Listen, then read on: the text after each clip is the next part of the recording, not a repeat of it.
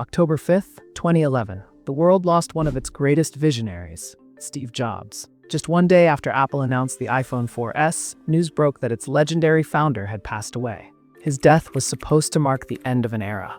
Many believed Apple would never be the same. Yet more than a decade later, Jobs' influence remains everywhere. From product designs to company policies, his vision still dictates Apple's every move. But how is this possible? How does a man who passed away in 2011 still control one of the world's most valuable companies? The answer isn't just legacy, it's strategy. And it starts with the way Steve Jobs built Apple from the ground up.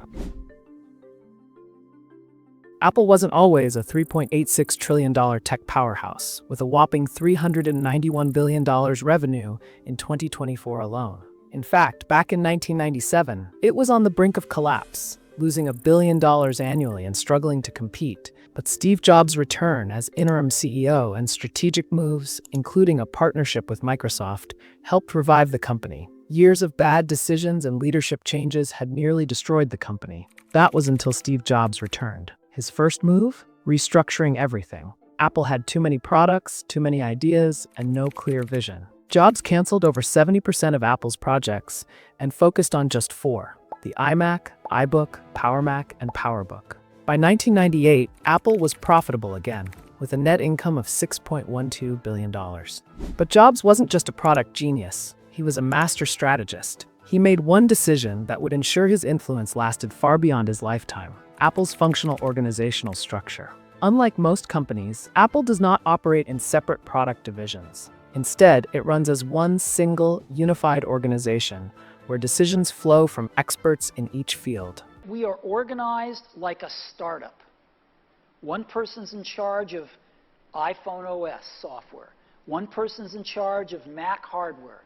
One person's in charge of iPhone hardware engineering. Another person's in charge of worldwide marketing. Another person's in charge of operations. We're the biggest startup on the planet.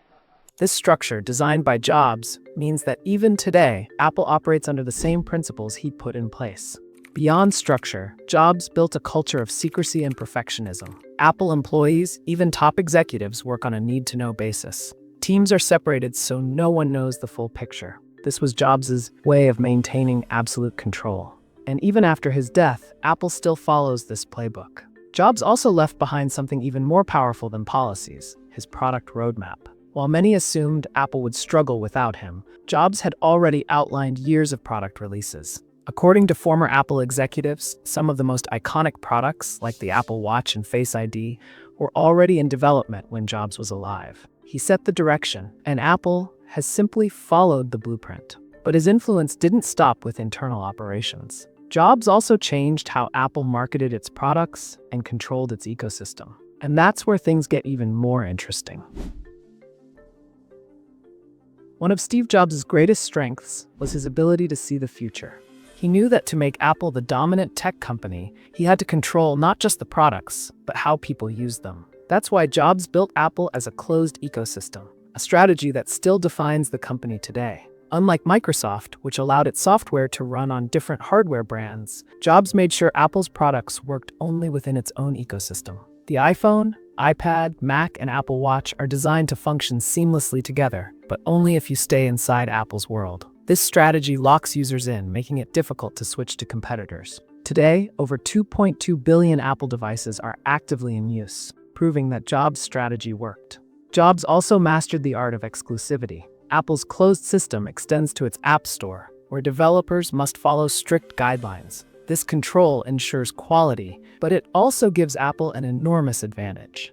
In 2023 alone, the App Store generated over $100 billion in revenue, showing how Jobs' model continues to shape Apple's dominance. But one of the most overlooked aspects of Jobs' influence is his impact on Apple's marketing and branding. Apple's product launches are still structured the way Jobs designed them: highly polished, theatrical, and focused on making consumers believe they need the next big thing. His famous "one more thing" reveal at product events became a tradition that Apple still follows today. Even Apple's pricing strategy remains influenced by Jobs. He believed in premium pricing, positioning Apple products as high-end, exclusive devices. Today, Apple follows the same formula, releasing high-priced products while emphasizing quality and innovation. The result? Apple became the first company to hit a $3 trillion market valuation in 2022. But despite Apple's continued success, there are cracks in the foundation Jobs built. And in recent years, one major question has emerged: can Apple survive without him? More than a decade after Steve Jobs' death, Apple remains one of the most valuable companies in the world. But cracks are starting to show. While Jobs built Apple into an innovation powerhouse, many critics argue that the company has become more focused on incremental updates rather than groundbreaking inventions. Take the iPhone, for example. Under Jobs, each new model introduced a game-changing feature. The iPhone 4 brought the Retina display, the iPhone 5 introduced a larger screen, and the iPhone 6 revolutionized design. But in recent years, the updates have been less dramatic. The iPhone 14 and 15, while powerful, didn't offer the kind of jaw-dropping innovation that defined Jobs' era. Even Apple's recent push into virtual reality with the Vision Pro has sparked debate. Some believe Jobs would have never released such an expensive and niche product without a clear mass-market strategy. Another challenge: Apple's dependence on China. Under Jobs, Apple set up an efficient global supply chain, heavily relying on Chinese manufacturing. But in recent years, geopolitical tensions and supply chain disruptions have put pressure on Apple's operations. In response, the company has started shifting production to India and Vietnam. However, the transition isn't easy. Apple's ability to manufacture at scale with the same quality Jobs demanded is being tested.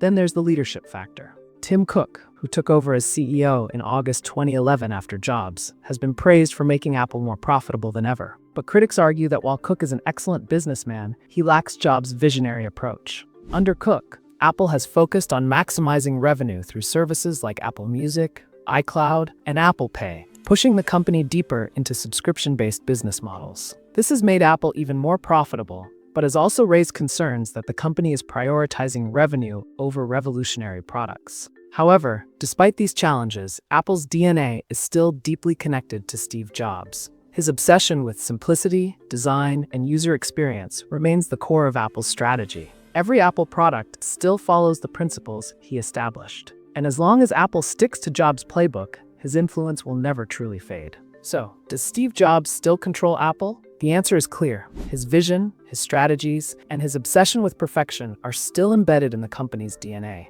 Even in death, Jobs continues to shape the future of Apple. But as the tech landscape evolves, the real question is, can Apple break free from his legacy and carve out a new future? Or will it forever be trapped in the shadow of its legendary founder?